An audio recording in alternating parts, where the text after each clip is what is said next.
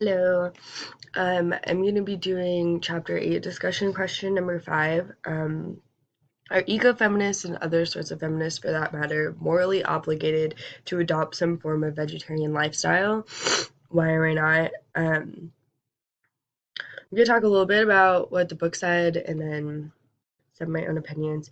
Um, so really what the book said ecofeminism stresses is the belief that all human beings are connected to the non-human world, like plants, animals, the ocean, the water, the way that we get our natural resources. Um, we are all like one system, um, operating together in the way that humans impact, or the way that humans live will impact those other systems, those other people, those other ecosystems, those other like little small niches of animal life or plant life. And these ecofeminisms,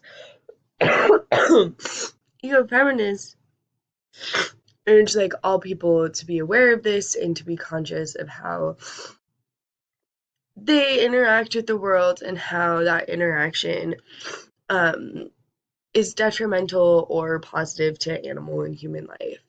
Um, and I think this is important, um, to realize that our systems, of power and oppression and exploitation of capitalism and like the continuing reign of our colonization, um, and exploitative labor has and continues to be destroying the environment, extracting resources from places that, are causing the loss of habitat for animals. Um, there's a section in chapter 8 about vegetarian ecofeminism and how vegans and vegetarians, remove themselves from direct exploitation of animals. So, like the meat industry, the dairy industry, um, eggs, like chicken farming, is like all very harmful to animals. Um, and so, by removing themselves from that system, um, less um, there's less demand for the product, and so if you have more people pulling away from a system and there's less demand, then in whatever rules of capitalism, there will be less supply. They'll stop harming animals as much.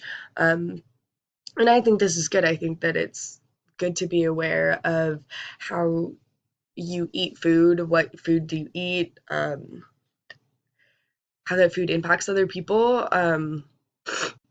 A thing that sometimes bothers me about, veganism or vegetarianism is, um, thinking that just because you're not participating in a system that is directly, like causing harm to animals, that you're not causing harm to animals or you're living in this like righteous way.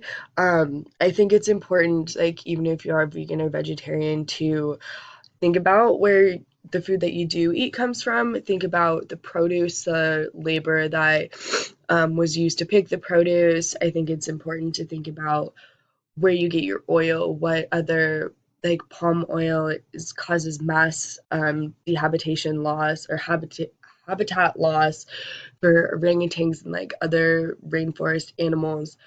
Um, and I don't think that there is a way to escape exploitation. You will be acting in exploitative systems, even if you are vegan or vegetarian. I think it's good, and I think it's a personal choice. Um, but I don't think that you can say that you are not causing harm, because we're all causing harm because we're in a harmful system.